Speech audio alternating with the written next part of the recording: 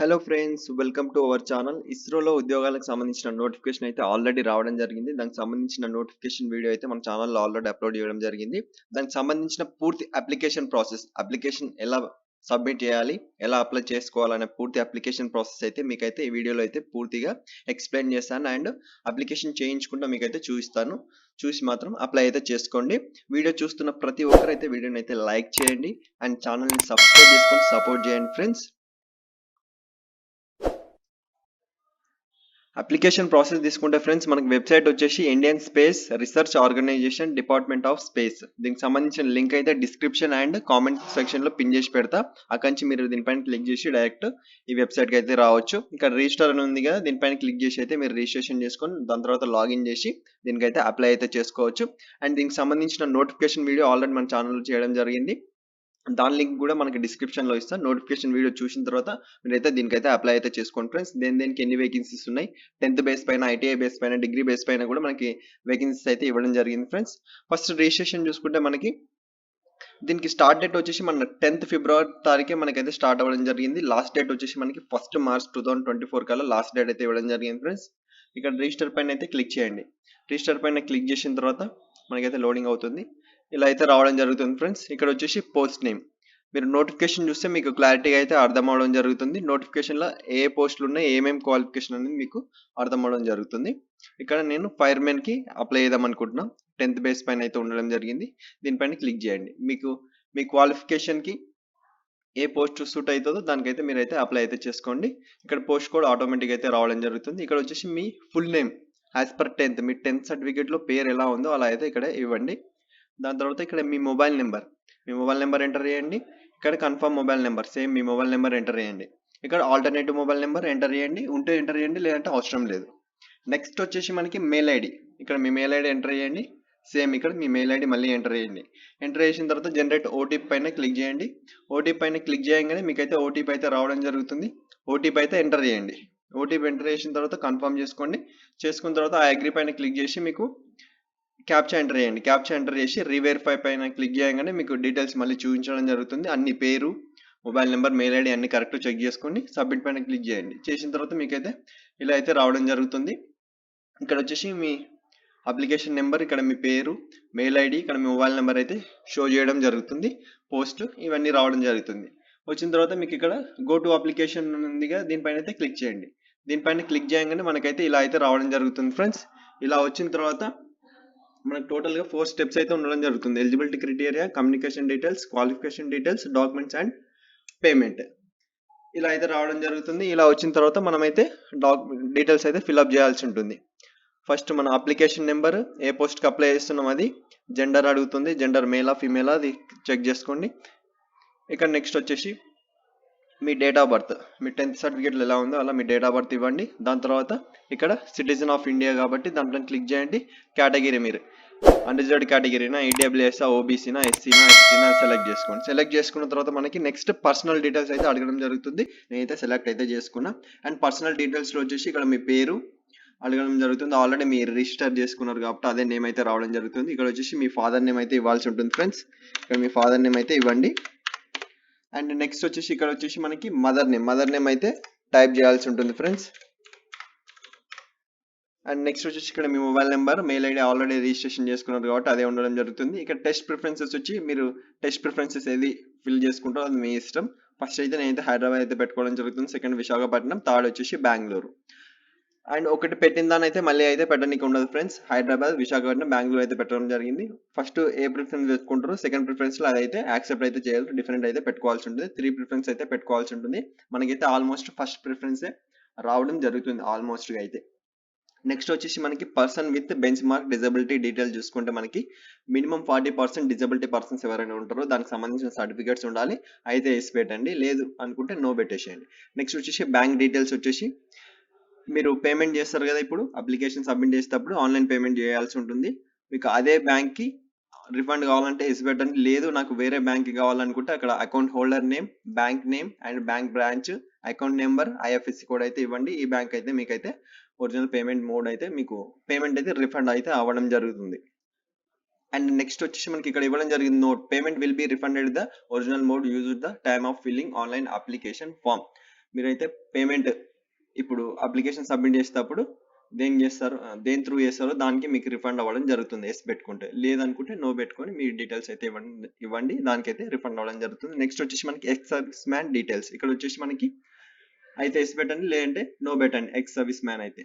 ఇక other details వచ్చేసి మనకి స్పోర్ట్స్ పర్సన్ అయితే ఎస్ పెట్టండి, లేదంటే నో పెట్టండి. ఇక్కడ సెంట్రల్ గవర్నమెంట్ ఎంప్లాయ్ అయితే ఎస్ పెట్టండి, లేదంటే నో పెట్టండి.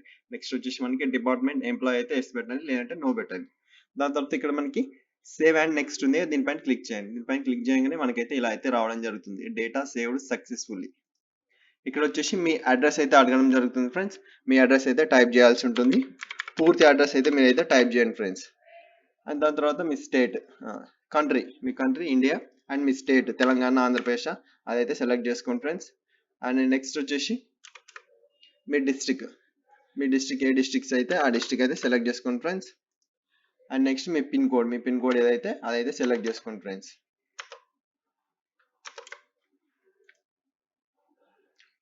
Permanent address and present address same అని అడుగుతుంది, అయితే వేసి పెట్టండి. లేదు నో అని పెడితే ఇక్కడ మీ పర్మనెంట్ అడ్రస్ ఇవ్వాల్సి ఉంటుంది, ఇది మీ కరెస్పాండెన్స్ అడ్రస్, ప్రజెంట్ ఉంటున్న అడ్రస్, ఇది పర్మనెంట్ అడ్రస్ అయితే ఇవ్వాల్సి ఉంటుంది.